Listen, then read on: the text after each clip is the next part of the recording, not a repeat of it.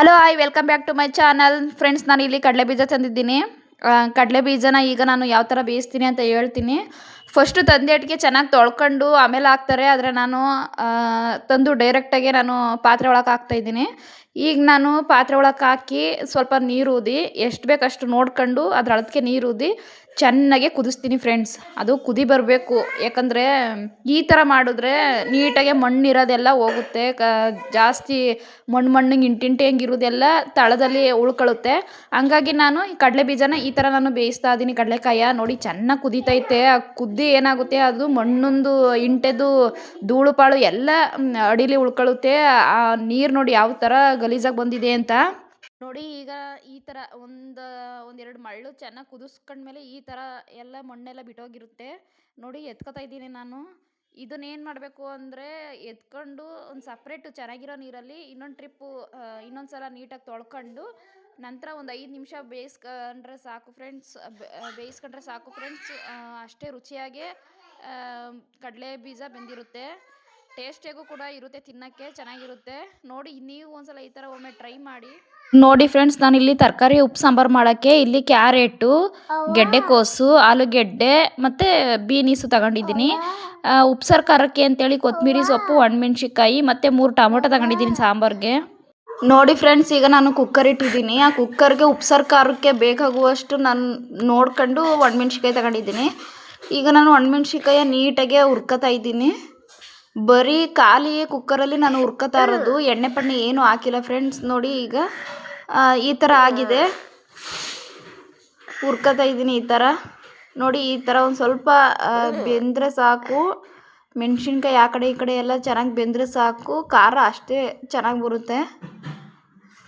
ಈಗ ನೋಡಿ ಫ್ರೆಂಡ್ಸ್, ಇದನ್ನು ಸೈಡ್ಗೆ ಎತ್ತಿಡ್ಕೊತಾ ಇದ್ದೀನಿ ನಾನು. ಸೈಡ್ಗೆ ಎತ್ತಿಟ್ಕೊಂಡು ನಾನೀಗ ಅದೇ ಕುಕ್ಕರ್ಗೆ ನೀರು ಹಾಕ್ಕೊಂಡಿದ್ದೀನಿ. ಆ ನೀರೊಳಕ್ಕೆ ತರಕಾರಿ ಕಟ್ ಮಾಡ್ಕೊಂಡಿರೋದು ಚೆನ್ನಾಗಿ ತೊಳೆದು ಆ ತರಕಾರಿನ ಕುಕ್ಕರ್ ಒಳಗೆ ಹಾಕತಾ ಇದ್ದೀನಿ ನೋಡಿ. ಈಗ ತರಕಾರಿಗಳ ಹಾಕೊಂಡ್ಮೇಲೆ ಟೊಮೊಟೊ ಹಾಕತಾ ಇದ್ದೀನಿ. 2 ಟೊಮೊಟೊ ಹಾಕತಾ ಇದ್ದೀನಿ ಫ್ರೆಂಡ್ಸ್. ಟೊಮೊಟೊ ಹಾಕೈತ್ಲೆ ಈಗ ನಾನು ತೊಗರಿಬೇಳೆ ಹಾಕತಾ ಇದ್ದೀನಿ. ಒಂದು ಬೌಲಲ್ಲಿ ನೋಡ್ಕೊಂಡು ಹಾಕ್ಕೊಳ್ಳಿ. ಈಗ ತೊಗರಿಬೇಳೆ ಎಲ್ಲ ಹಾಕೈತ್ಲೆ ನೋಡಿ ಫ್ರೆಂಡ್ಸ್. ನಾನೀಗ ಕುಕ್ಕರಲ್ಲಿ ಮುಚ್ತಾ ಇದ್ದೀನಿ. 1-2 ವಿಜಲ್ ಕೂಗಿಸ್ಕೊಂಡ್ರೆ ಸಾಕು ಫ್ರೆಂಡ್ಸ್, ಚೆನ್ನಾಗಿ ಬೆಂದಿರುತ್ತೆ ನೋಡಿ. ನಾನೀಗ ಖಾರಕ್ಕೆ ರೆಡಿ ಮಾಡ್ಕೊತಾ ಇದ್ದೀನಿ. ಜಾರ್ಗೆ ನಾನು ಹುರ್ಕೊಂಡಿರುವಂತಹ ಒಣಮೆಣ್ಸಿನ್ಕಾಯಿ, ಸ್ವಲ್ಪ ಕೊತ್ತಂಬರಿ ಸೊಪ್ಪು ಮತ್ತು ಜೀರಿಗೆ, ಮೆಣಸು ಸ್ವಲ್ಪ ಹಾಕತಾ ಇದ್ದೀನಿ. ರುಚಿಗೆ ತಕ್ಕಷ್ಟು ಉಪ್ಪು ಹಾಕೊಂಡು, ಸ್ವಲ್ಪ ಹುಣಸೆ ಹಣ್ಣು ಮತ್ತು ಸ್ವಲ್ಪ ಬೆಳ್ಳುಳ್ಳಿ ಇಷ್ಟನ್ನೂ ಹಾಕಿ ರುಬ್ಕೋಬೇಕು ಫ್ರೆಂಡ್ಸ್. 2 ವಿಜಲ್ ಬಂದಿದೆ. ಈಗ ತೆಗಿತಾ ಇದ್ದೀನಿ ಕುಕ್ಕರ. ಯಾವ ರೀತಿ ಆಗಿದೆ ಸಾಂಬಾರು ಅಂತ ನೋಡಿ ಫ್ರೆಂಡ್ಸ್. ಈ ಥರ ಆಗೈತೆ ಸಾಂಬಾರು. ಟೊಮೊಟೊ ಎಲ್ಲ ಚೆನ್ನಾಗಿ ಬೆಂದೈತೆ. ಒಂದು ಎಕ್ಸ್ಟ್ರಾ ಟೊಮೊಟೊ ಹಾಕೊಂಡಿದ್ದೆ, ಯಾಕಂದರೆ ಉಪ್ಸಾರು ಖಾರಕ್ಕೆ ಬೇಕು ಅಂತ ಹೇಳಿ.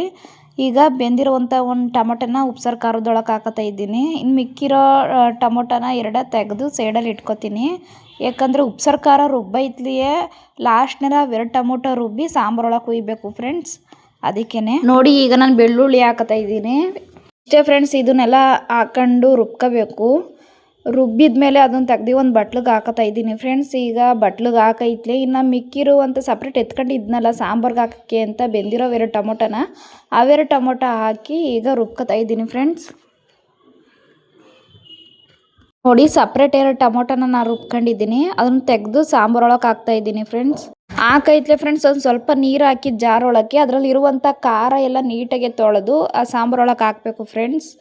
ಆ ಮುಚ್ಚುಕುಳದಲ್ಲಿ ಮತ್ತು ಅದರೊಳಗೆ ಇರುವಂಥ ಒಂದು ಸ್ವಲ್ಪ ಖಾರ ಇರುತ್ತಲ್ಲ, ಅದರೊಳಗೆ ಒಂದು ಸ್ವಲ್ಪ ನೀರು ಹಾಕ್ಕೊಂಡು ನೀಟಾಗಿ ಖಾರದ ನೀರೆಲ್ಲ ತೊಳೆದು ಆ ಸಾಂಬಾರೊಳಗೆ ಹಾಕಬೇಕು ಫ್ರೆಂಡ್ಸ್. ನೀರು ಊದ್ಮೇಲೆ ನೋಡಿ ಫ್ರೆಂಡ್ಸ್, 1-2 ಸಲ ಸೌಟಾಡಿ ನಂತರ ನಾನು ರುಚಿಗೆ ತಕ್ಕಷ್ಟು ಉಪ್ಪು ಹಾಕೋತಾ ಇದ್ದೀನಿ ಫ್ರೆಂಡ್ಸ್. ಉಪ್ಪು ಹಾಕಿದ ನಂತರ 1-2 ಸಲ ಸೌಟಾಡಿ ನಂತರ ಕುಕ್ಕರ್ ಮುಚ್ಚುಕ್ಳ ಮುಚ್ಚಿ ಫ್ರೆಂಡ್ಸ್ 5 ನಿಮಿಷ ಕುದಿಸ್ಕೊಂಡ್ರೆ ಆಯಿತು ಫ್ರೆಂಡ್ಸ್. ಉಪ್ಪು ಸಾಂಬಾರು ಮಾತ್ರ ಸೂಪರಾಗಿರುತ್ತೆ. ಟೇಸ್ಟ್ ಅಂತೂ ಹಂಗೆ ಸೂಪರಾಗಿದೆ. ನೋಡ್ದೇಟಿಗೆ ಗೊತ್ತಾಗುತ್ತೆ ಉಪ್ಪು ಸಾಂಬಾರು ಏನು ಚೆನ್ನಾಗೈತೆ ಅಂತ. ನನ್ನ ಫೇವ್ರೇಟ್ ಡಿಶ್ಶು ಫ್ರೆಂಡ್ಸ್ ಇದು. ಮುದ್ದೆ ಉಪ್ಪು ಸಾಂಬಾರು ಹೋದ್ರೆ ಅಷ್ಟೇ ಇಷ್ಟ. ನಮ್ಮ ಮನೆಯವ್ರಿಗಾದ್ರೂ ಅಷ್ಟೇ, ನಮಗಾದ್ರೂ ಅಷ್ಟೇ. ಚೆನ್ನಾಗಿದೆ ಉಪ್ಪು ಸಾಂಬಾರು. ಹಾಂ ಮಾಡಿ ಎಷ್ಟು ದಿನ ಆಯಿತು ಮಾಡಿ. ಇಷ್ಟೇ ಫ್ರೆಂಡ್ಸ್ ಇವತ್ತಿನ ವ್ಲಾಗ್. ಮುಂದಿನ ವೀಡಿಯೋದಲ್ಲಿ ಸಿಗ್ತೀನಿ. ಪ್ಲೀಸ್ ಯಾರೆಲ್ಲ ಈ ವಿಡಿಯೋ ನೋಡಿದ್ದೀರಾ ಸಬ್ಸ್ಕ್ರೈಬ್ ಮಾಡಿ, ಲೈಕ್ ಮಾಡಿ ಅಂತ ಹೇಳ್ತಾ ಥ್ಯಾಂಕ್ ಯು.